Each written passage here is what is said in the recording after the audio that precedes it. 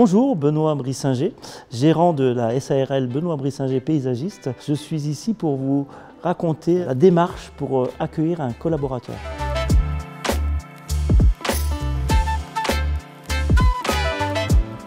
Le collaborateur est un réel investissement pour l'entreprise. Il est sûr que si vous vous trompez dans le recrutement, vous pouvez perdre beaucoup d'argent.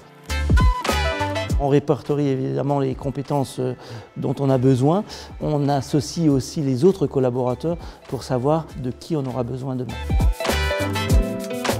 Le coût de la non-intégration du nouveau collaborateur, il est énorme parce que si vous oubliez de simplement présenter ce nouveau collaborateur à vos autres collaborateurs, eh bien la philosophie de l'entreprise qui est importante, elle va complètement changer. Il y a une chose qui est très importante en fait, c'est l'image que vous répercutez. Alors nous, on travaille beaucoup avec le bouche à oreille évidemment et surtout on essaye de faire en sorte que notre entreprise soit connue pour être une entreprise accueillante.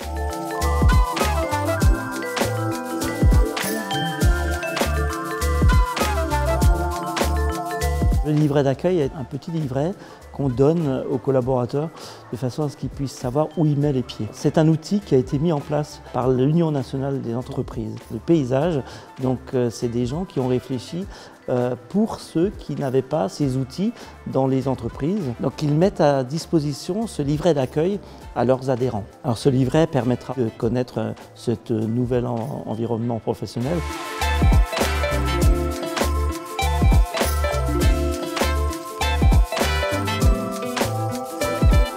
Alors il est aussi important d'expliquer l'organisation de l'entreprise.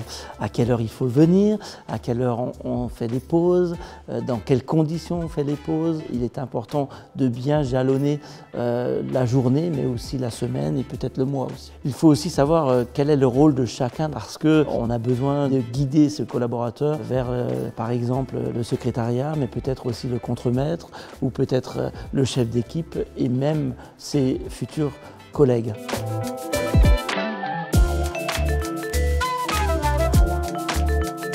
Les nouveaux collaborateurs auront évidemment besoin de connaître le cadre juridique, mais le cadre réglementaire également. On met à disposition l'ensemble des documents, que ce soit le règlement intérieur, que ce soit les règles pro, que ce soit les documents uniques, et ils peuvent le consulter évidemment.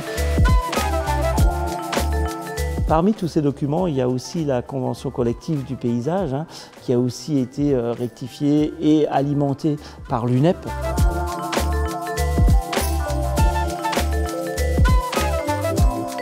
Vous avez beaucoup d'entreprises qui ont mis en place des PE, des plans d'épargne d'entreprise, mais vous avez également des entreprises qui mettent en place des avantages et aussi parfois des week-ends de cohésion d'équipe. Il existe aussi le Pass UNEP, je leur en parle à chaque fois. Alors comme dans une grande entreprise, avec le Pass UNEP, vous avez des avantages pour aller dans un parc de loisirs, pour aller au cinéma, pour aller à un concert.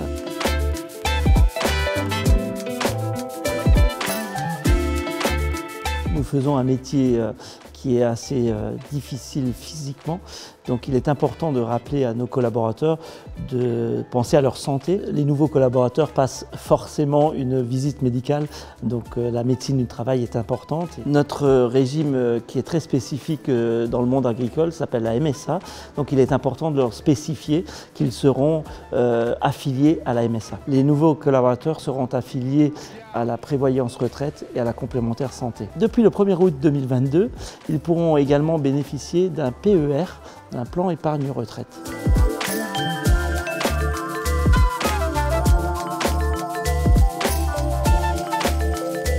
L'accueil sur le chantier d'un nouveau collaborateur est important, étant donné que chacun doit connaître sa place et aussi sa fonction.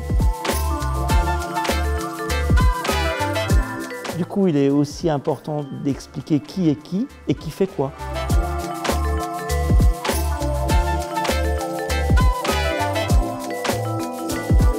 Les EPI sont importants dans nos métiers parce que vous avez souvent de la poussière, donc le masque est important. Vous avez souvent des outils qui sont dangereux et coupants, donc les gants sont importants. Mais vous avez également souvent des poids assez lourds à porter. Donc on vous demande des chaussures de sécurité de façon à ce que si le poids tombe, il ne tombe pas sur votre pied. On aura des notices pour chaque EPI. Alors, les consignes de sécurité sont importantes. Évidemment que si le collaborateur n'est pas au fait de comment utiliser la machine et si on ne lui a pas expliqué, eh bien, il peut y avoir des accidents. Pour les travaux en hauteur, les consignes de sécurité sont encore plus importantes et il s'avère que chez nous, on a un référent qui est référent sécurité.